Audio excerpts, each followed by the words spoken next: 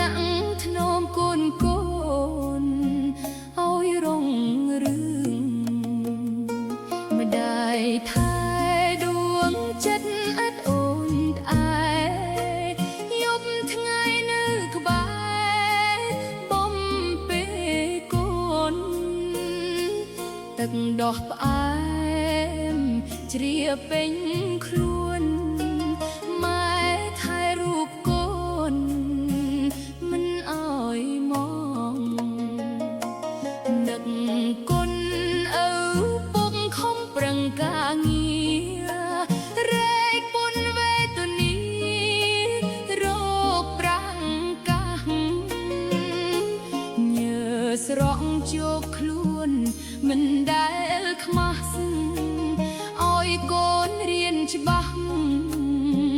មានវិជ្ជាអរគុណម៉ែឪធំលើស្មេកកូនត្រូវរិះរែកសងគុណលោកជាមលុបត្រជាក់ឲ្យកូន